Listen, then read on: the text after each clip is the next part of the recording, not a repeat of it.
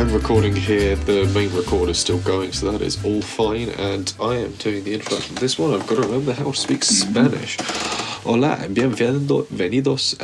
Okay, right. Oh, you're going to edit around it, are you? I'm just giving myself a test run. You could have given yourself a test run with your... Oh, like that would have made any bloody difference at all. You'd have still been a twat about it. Yes. But it's okay, because this works two ways, because I'm about to do something that opens it up to mockery from your end. Although you've got to be careful to not sound racist by mocking foreign culture. I won't do, because I'll just be using the white man trying to be Spanish as the point of my mockery. Fair enough. Bear in mind, I'm going to include this as a cold open. Please bear in mind that I did not do Spanish when I was at school. I did French, so this is not a tongue I am... Will I be able to tell? You'll be able to tell, yes. Hola, bienvenidos a Undercut podcast as we sit down to review the Mexican Grand Prix. See, that wasn't bad. He's fluent, ladies and gentlemen. He's fluent. He is a man of many tongues.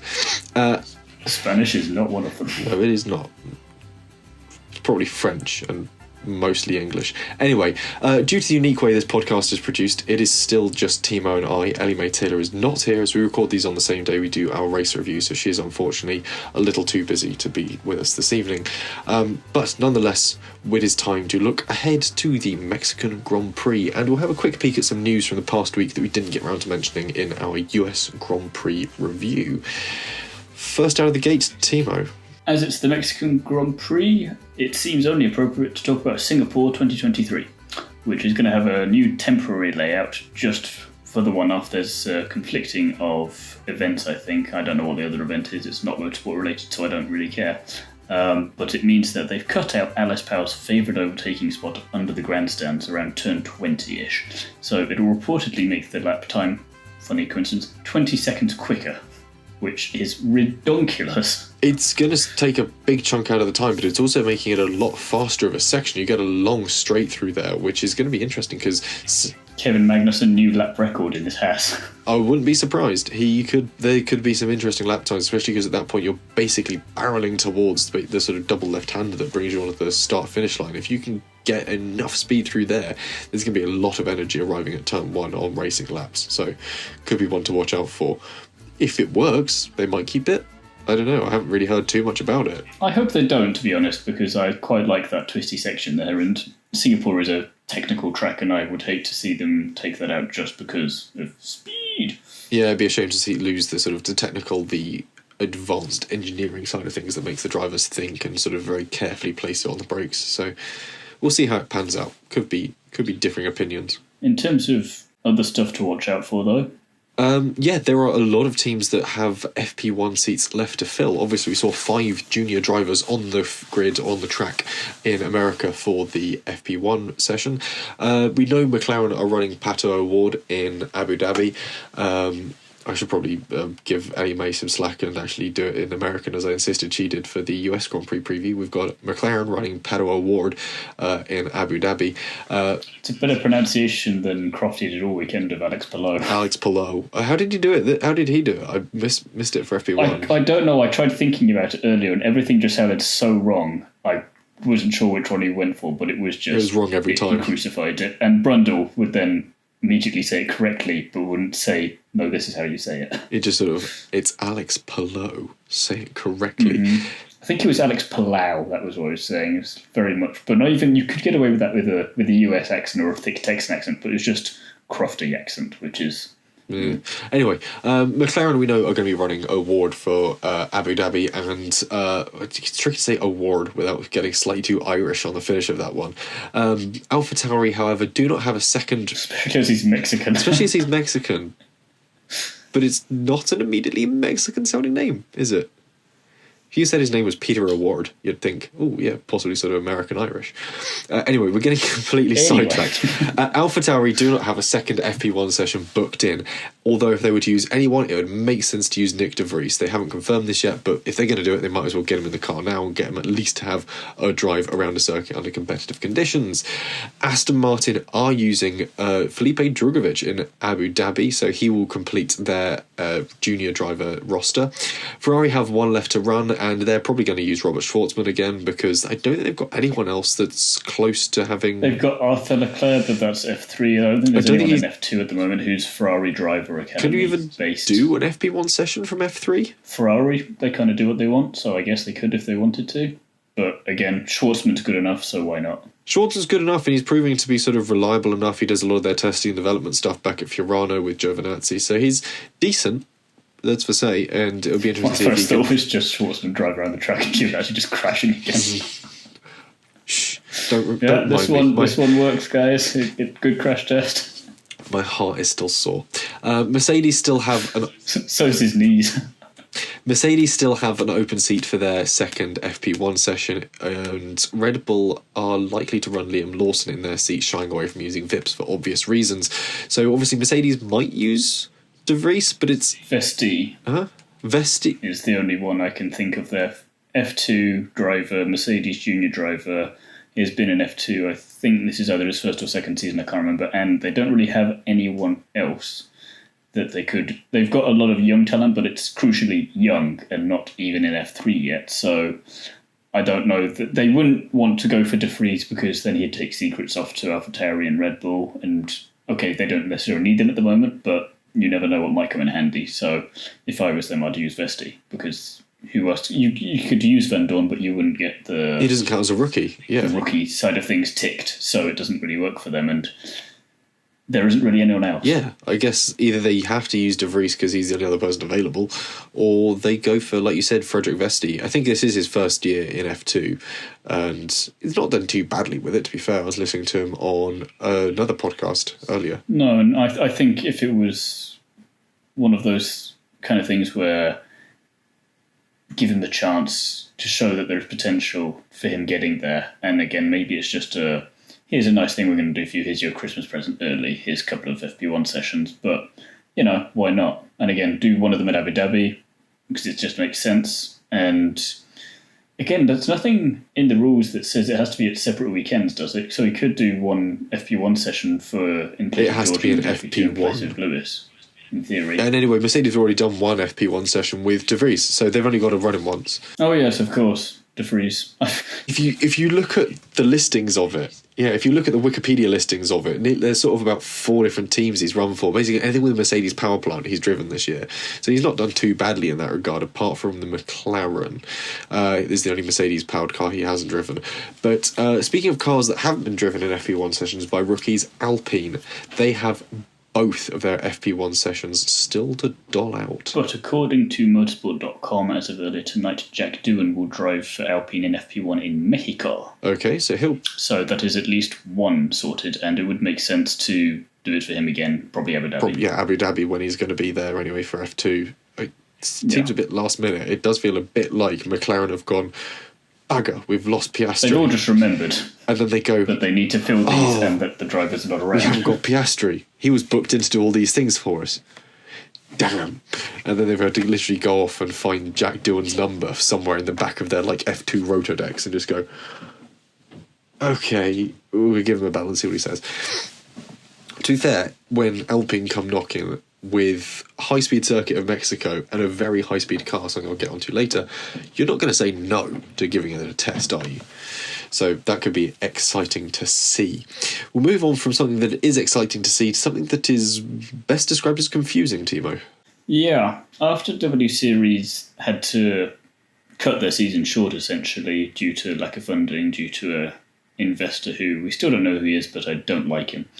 F1 are looking to set up their own all-female feeder series, the keyword being their own.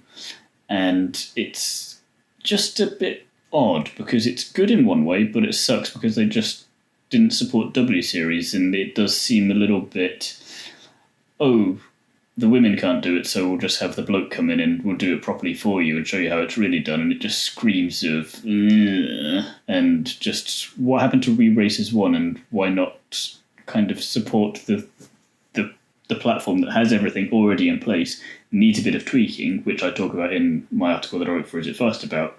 If it comes back, maybe this delay in the gap between 2022 and 2023 season can be a good thing if handled correctly, because you could improve some of the things on the car. You could improve some of the things with terms of fan engagement as well, in taking inspiration from other motorsport series. But again, it's just, why is F1 doing this? It does feel like it's progress, but not in the like 2 steps forward, 1 step back kind of way. It's very odd. It's going to be open to drivers as young as 16, and you've written that crucially W Series isn't dead and gone, but it's not W Series they're supporting, so it doesn't revive it in any way. It just means that if anything, they're plucking whatever meat they can from the corpse of it and trying to use it for their own thing. And in the time where Lewis was saying before the weekend we should be doing stuff to help out W Series, this isn't really what he had in mind, I don't think. And whilst obviously people will say that the likes of him, Vettel, a few others probably have the money to fund W Series themselves, it's not their responsibility. And when you've got the FIA and F1 making such a big hoo-ha about having it on the same weekend as them, you'd think maybe you'd do something about it instead of just picking over its carcass. It's weird that I sort of have two very weirdly different opinions on this. It's great to see F1 or F1 as a group doing something active to bring women into motorsport, give them a platform they can work off, give them something that is closely linked to F3, F2 and the feeder series. It's great to see that. At the same time, it's weird they're doing this not necessarily at the loss of W Series, but almost in direct competition with W Series. I don't understand why one wonders if W Series had continued, it. if they would have done it. Yeah. One wonders if they potentially know something a bit more about the inside line as to what is happening with W Series, whether or not there is a future season for it, hence the reason why they've decided to put forward this sort of feeder series option and, as you said, pick over the bones of it. But we don't know truly if W Series is dead yet. I hope it isn't. It's a brilliant series. It's not without its flaws, for certain. It's kind of, again, good and bad if it is and isn't, because if you have it as well, then does that mean we have W Series again a lot on the same weekend? Do they have alternating weekends? What would that even look like? Because again, according to the speculation and stuff we're hearing from inside the paddock, it could be set up for as early as next year, which W Series obviously looking to be back up there for next year as well. So the weekends are long enough when you have F2, F3 and W Series already this year. You add another thing to that, especially when you don't need them at all of the races anyway because of other support races like Porsche Super Cup and whatever else you have. We get Masters Historic as well. Yeah. And it feels like you mean well, but it's kind of like, oh, you're in pain from this paper cut. Let me give you a paper cut on a different part of your body to distract you from the pain. It's like, I like what you're trying to do there, but it's not really helping. It's a backhanded compliment in a way, and it will be interesting to see if, obviously I don't think they're going to pile W Series and whatever Formula One's version of that is onto the same weekends. It'll be interesting to see if W Series is almost driven away from it, back to how it was in 2019 when it ran on a very different calendar season and almost supported DTM, I think, when it ran. So will you be able to run in both seasons at the same time, in the same way that you get a few people sort of juggling between different regional F3 seasons, where you could run in Formula One's official W Series and the OG W Series? Could you somehow run in both, get double the super license points, double the cash prizes? But again, why do that when it's just easier and better when you just have the one and just milk the living daylights out of it and do it properly? You've already got all the basics. You know what works, you know what doesn't. Build on that.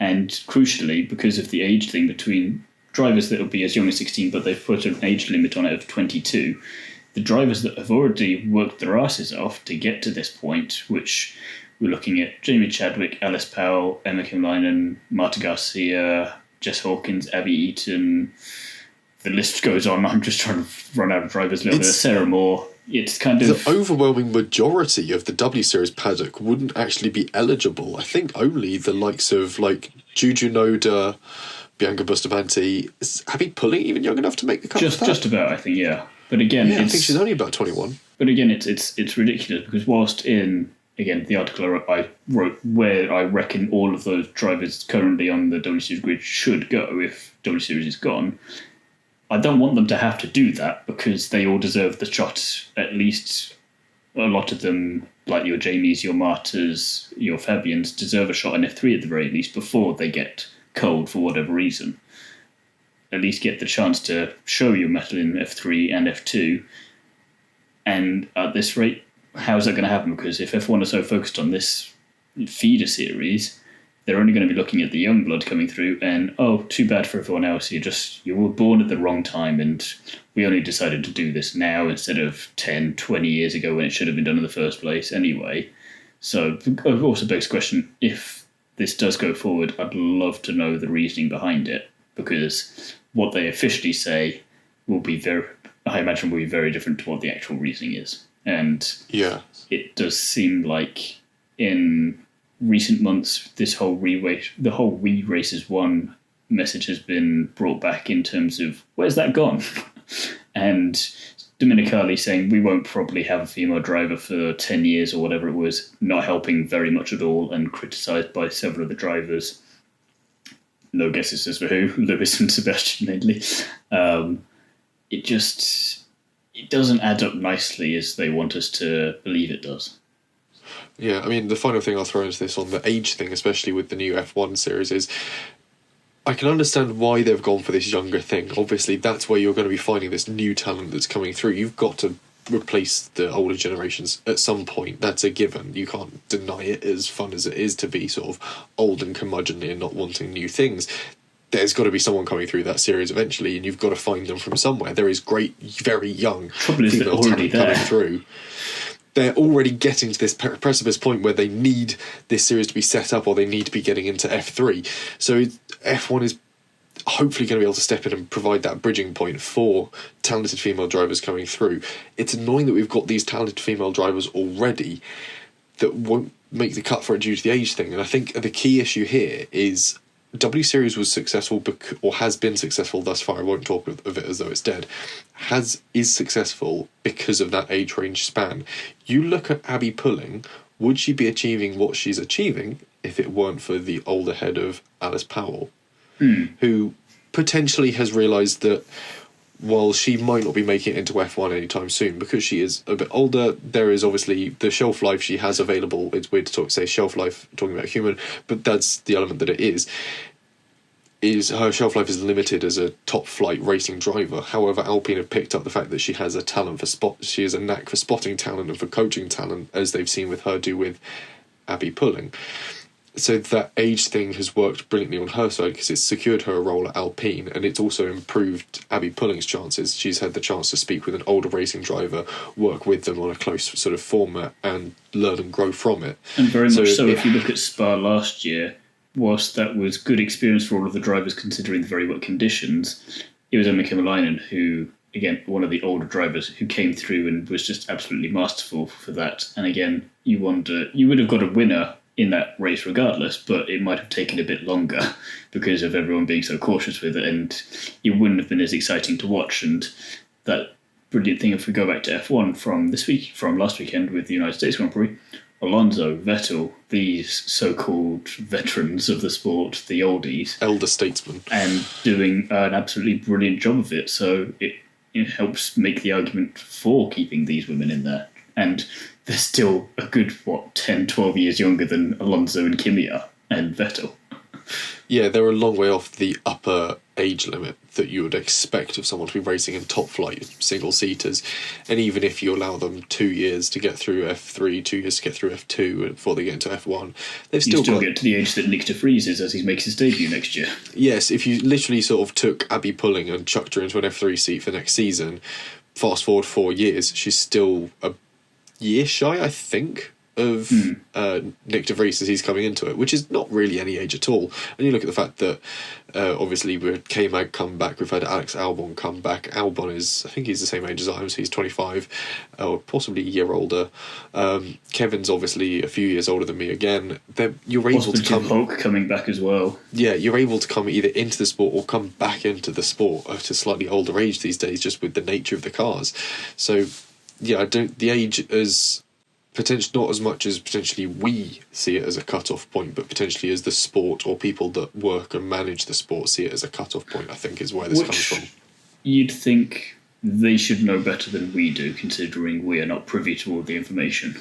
But Thiemo, we've established on this podcast many a time that we know better than the FIA. I think that's a given at this point. It's a sad but very true truth. It is very true indeed. We'll move on from, as ever, berating the FIA for their constant misdemeanours to looking back at the Mexican Grand Prix. And we'll start with when we last went there, which was last year, 2021. Although if you're Formula E, you went there at the start of this year and had a very interesting race where Porsche won, I think, which was quite good. I remember watching that. But anyway. Porsche won too. It was one of the best races of the Formula E season. It was jolly enjoyable indeed. We're talking Formula 1. The last time we were there, 2021. It was the 18th of 22 races on the calendar, and it was also the first real Grand Prix Thiemo and I reviewed way back when this was still called the Drive Tribe F1 podcast, which... Crikey. We're approaching a milestone here. We're approaching a 1-year anniversary of being together. That sounds wrong on so many levels, and I hope your girlfriend comes into the room now to help make this a lot nicer, just for everyone. Are we doing anything to celebrate? Are we going out for dinner? Do I need to get you a card? I'd like some kind of attention, to be fair. You neglect me too much. I'll shave my legs then. Anyway, yeah, we'll move on from our 1-year anniversary, which is fast approaching, to looking back at actually what happened in the Mexican Grand Prix last year. Well, we had a Mercedes front row lockout as the Silver Arrows fought back to try and recover Lewis's championship from Max. Black Arrows last year. Well, Black Arrows last year, but they've the historic name, Silver Arrows. Into turn 2, Danny Rick locked up and punted Bottas, and Max sort of snuck through. He went on to lead most of the race, with Checo taking the lead for a short while after Max's pit stop when he stayed out to cover Hamilton, a tactic that would go on to play favourably for Red Bull from races a lot closer to the end of the season. Perez became the first Mexican driver to lead his home Grand Prix in doing so as well, which is a nice little story to have. Hamilton and Perez were pretty close towards the end, with Perez not far from trying to get past him. Lewis clung on to second place and Perez came home third, and in doing so became the first Mexican driver to get a podium at his home Grand Prix. So again, nice stories to come out of it. The question is, will he be able to get the win this weekend? Different matter. Bottas went on to take the fastest lap of the race, but due to damage and his early spin, came home 15th place, so scored nothing for it. So, who does the track favour historically? If we ignore circuit changes and look back at the whole history of the Mexican Grand Prix, Alpine technically have the best odds, having won in 1962, 1963, 1967 and 1968, when they were technically called Lotus. The official Lotus, not Team Lotus, that was the Malaysian Lotus. But anyway, it all gets a bit confusing, and when I'd written this point in the script, I'd seen the word and written the word Lotus too many times that it actually started to look wrong. It's sort of that thing where you say it too many times and go, no, that's not a word. Anyway, technically it's Mercedes of the more recent era. The calendar was updated, the circuit was updated before it came back to the calendar in Technically, the calendar was updated too with this. It was, yes, in 2015 when the circuit rejoined the listings. After which Mercedes won the 2015, 2016 and 2019 Grand Prix, with Nico once and Lewis Hamilton the following 2 times. Max, meanwhile, won in 2017, 2018 and 2021. So constructors-wise, it's 3 apiece, and drivers-wise, it's pretty evenly split as well, though this year I'd say the smart money is on the Dutchman. Although given Merckx and Lewis's form in the US, that's not to completely rule out the Englishman. He's won...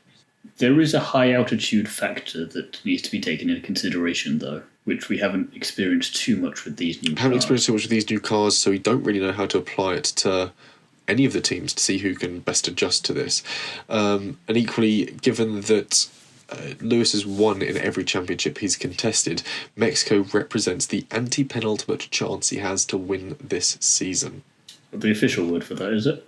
That's genuinely the word for it, anti-penultimate. That is such a terrible word. I like it. I had to Google what it was, but I was like, I'm fairly certain there is a phrase for third to last. Anti-penultimate just so it makes you think, oh, final. No, because that would be the ultimate, wouldn't it? No, it'd just be the final race. It's just accept the English, okay? It's anti-penultimate. This is his anti-penultimate chance to win. Just accept the English, a phrase that has been said throughout all of history. No bad repercussions ever. Anyway, this is Lewis's anti-penultimate chance. It's like being on Dictionary Corner to win a race this season. Weather-wise, what can we expect? Bear in mind we're recording this on Monday evening, and the race is literally 6 or 7 days Sunday from evening. It's going to be dry, from what I can tell, but Saturday afternoon could be wet. There's about a 60% chance of rain, so could have a soggy qualifying, but we'll wait and see. But yeah, if you're going to Mexico, probably worth checking, maybe bring like a little pack-a-mac in your rucksack just to be on the safe side. The real question is, which on-track battles should we look out for? Like Thiemo already alluded to, this is a low-drag Mercedes circuit. v Lotus. Mercedes v Lotus. Tyrrell will come back to fight Lotus, because then we'll at least have two not at all in period teams. I'm writing this in as your wild prediction. No, I'm not writing that as my wild prediction. It's a low drag circuit courtesy of the sparse atmosphere, so teams run their high downforce setups akin to what they do for something like Monaco or Singapore, but because of course the thinner air has less action over the aero surfaces, they don't lose out on the top speeds. Both Ferrari and Red Bull look strong in the Principality, so they've got fairly decent setups, and it'll be interesting to see how that applies in the thin air. They're coming off the back of Cota, where Red Bull's straight line speed, even with DRS chasing them, saw them look pretty untouchable, to be fair. There were points where Charles Leclerc was chasing down Max Verstappen with DRS and just wasn't really closing the gap. So it'll be interesting to see how they get on.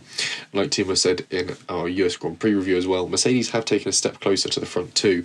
So if they can keep their noses clean, note to George there, they might be in with a chance of some podium finishes. The battle behind for P4 in the standings rages on, though, with McLaren and Alpine duking it out. Alpine currently lead by 6 points, and they have a faster package in a straight line than McLaren. I think Alpine were topping out the speed trap at Cota. Have you taken into consideration Alonso's lack of points for that? Oh, yes. Yeah, I did, because when I did the numbers for that, I was late in the morning, and that had already been applied. Good boy. Yes. But fairly certain, he says. He's just going to check quickly. You've made me second doubt myself here. Now look what you've done. We'll go for BBC Sport, as they are reliable. I trust Andrew Benson.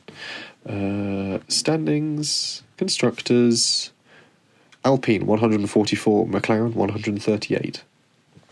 Six points gap. See, I knew what I was doing.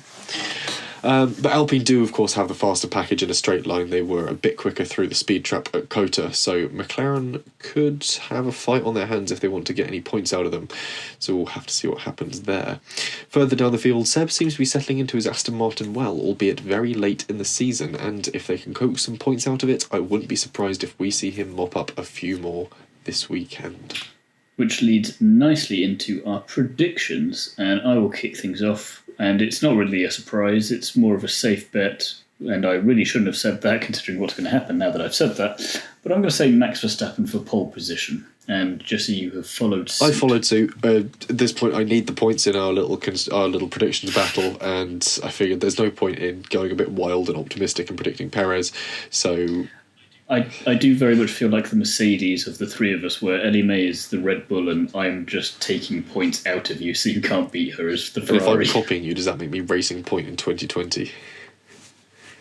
Well, you've copied both of us at some point, so yeah it definitely smells of that. Yeah, I just think it's going to be a Max Verstappen pole, fastest car, fastest driver. It's going to happen. Which is a bit of a disappointment for Ellie-May and her Charles Leclerc pole position prediction, but I don't know, Charles has got a... He's good at getting pole position, it's the wins that are the trouble. And I know that Charles Leclerc will have the most poles this season. If it's untouchable now at this point, there's not enough races left for that to swing. Yeah. Fair enough. As for the podium, I desperately want Sergio Perez to win at his home race because it would just be mental. We saw how mad it was last year when he got on the podium, so him getting the win would just be chef's kiss.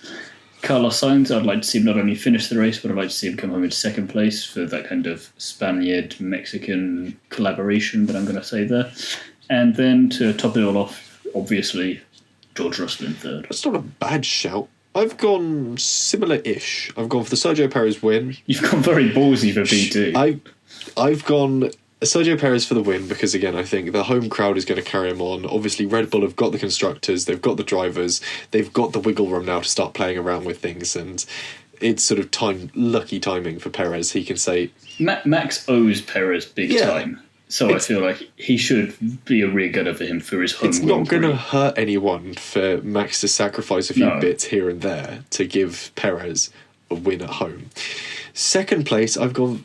Also works perfectly, because if Perez wins Mexico, then Lewis can win Brazil, and then Vettel can have an Abu Dhabi, and Max can then not beat Michael and Lewis for race wins in a season. Oh, sorry, Michael and Vettel for race wins in a season. That is very true. My second place prediction, though, is Esteban Ocon. I reckon we're going to see an Esty Bestie podium this season. I reckon it's going to happen. I would like to note to the listeners, that Jesse is high on cocaine as he records this podcast, and that is the explanation for this. I would like to point out to any future employers that are listening to this podcast, I am not high on Class A drugs. You categorically deny this. I refute that statement entirely. I am not on drugs. Esteban Ocon, second place at the Mexican Grand Prix. I did not have extramarital affairs with that woman. The fast car, fast driver, and this will play a bit more sense when you think about how much I'm bolstering Alpine here when you get to my wild predictions as well. But I can just see it just being a good weekend for Esti. Especially over Alonso, but that will make sense in a minute. But it just makes sense to me. I can just see it happening. I just want to dream. Third place, Lewis Hamilton, pretty self-explanatory. Oh, that bit you didn't dream on that. You ran out of dream fuel, did you? I thought I'm going to allow myself to gamble on one of these, and the rest of the time I need the points for the battle. So there we go. Ellie-May, meanwhile, has gone for a very optimistic, but also not terribly optimistic, Carlos Sainz for first place, with Sergio Perez in second, reversing my podium prediction there, with Charles Leclerc in third place. And she's had some notes with that, saying Carlos does his own strategy, which makes sense considering he's much more successful when he has his own thing run with Ferrari. He takes the lead of the Grand Prix, nipping Sergio Perez, who is leading, whilst Leclerc gets, quote, f***ed over by the strategy. She doesn't know where Verstappen is in this whole thing, and just describes it as also very Monaco 2021, but without rain, and Sergio and Carlos swap positions. Which I think she probably means 2022, by the way. Yeah, I'm trying to remember Monaco last year. I don't recall it being particularly exciting. It was Max Verstappen with Carlos in second and Norris that was third. it. And Charles Leclerc retired from pole with a broken half shaft, wasn't it? Before he even started, yes. Fastest lap, though, Jesse, which you don't want points at all, I'm just still pondering over Ellie-May's podium, just thinking, like, the fact that, are we going to hold her to all those details? It's more realistic than yours. Yeah, but we're going to hold her to all those details. Like, she will not get points if Carlos Sainz doesn't do his own strategy, if he doesn't just nip Sergio Perez. And I will let you argue that one with her. I'm not getting in the middle of that. How much do I break my co-host's heart? I don't know. We'll see. Anyway, fastest lap. Thiemo, you've gone pretty down the line. Max Verstappen, fast car, fast driver. Max Verstappen. I figure as he's going to be a rear gunner for Sergio, he's going to console himself with a fastest lap. Yeah, it's not bad. I've gone for Esteban Ocon because fast car, fast driver. You're nuts. I'm a little bit nuts. I'm a little bit fruity. I want points for Esty Bestie, okay? Fruity being the fruit-laden edibles that he's currently eating whilst he's making these predictions. For future employers, that is fictional. These edibles ain't What is not fictional is Ellie-May's fastest lap prediction, which is George Russell, in an interesting twist there for someone who isn't a big fan of George Russell. So, not sure her reasoning there, but I can get on board with it. Yeah, not sure why she's gone for that one. Anyway, we'll move on from something quite as left field as Ellie-May predicting something for George Russell, and to the wild predictions. Thiemo, that's hardly a wild prediction, that's just something that's going to happen. That's Great British Bake Off. We can't guarantee that. We can't guarantee it. Oh, come on, he rocked up to Kota on a horse dressed as a cowboy. Of course he's going to turn up to Mexico wearing a sombrero. I didn't say turn up, though. It was just some point at the weekend. So he's going to walk through the gates on Thursday morning? At some point in the weekend. Well, we will see, won't we? I mean, again, I feel like some of us have to be a little more sensible in all our predictions because you've gone off your No, with all of your predictions. I haven't, okay? Right. Alonso has to pull out on medical grounds post-US shunt, and Piastri is awkwardly shuffled into the seat because no one else is around or viable.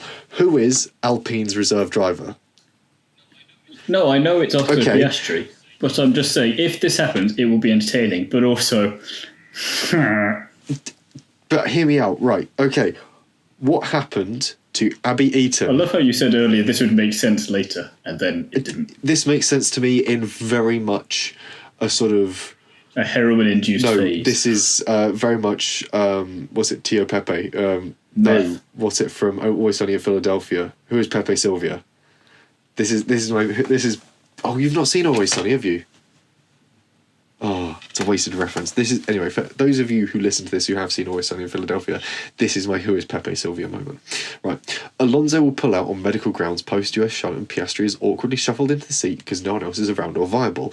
Alonso will pull out due to medical grounds. This is because if we rewind to last year to W Series at Kota, we saw Abby Eaton break her back after having a bit of a bump coming over one of the rumble strips on the exit of would have been turn 16, I think. I'd like to point out that she did that pretty quickly, and Alonso then finished a Grand Prix on his supposed broken back.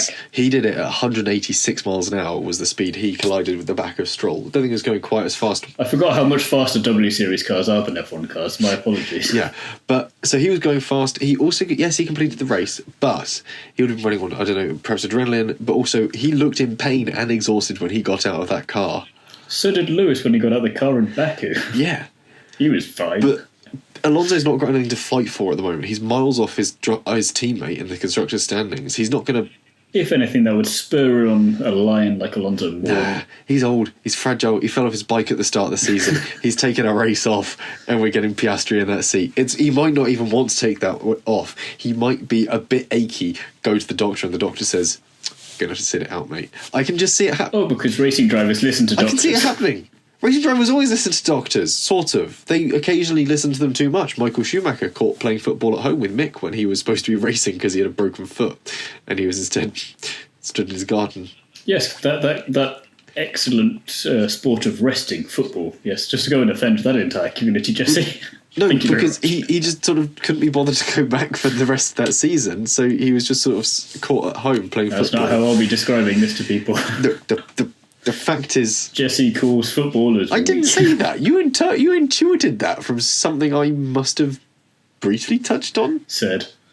Look, I don't mean any offence to football, but it is 90 minutes of running around pretending you're hurt. Anyway... He says offending all of football. I don't watch it. It doesn't matter. It's going to a terrible country for the World Cup. I don't care.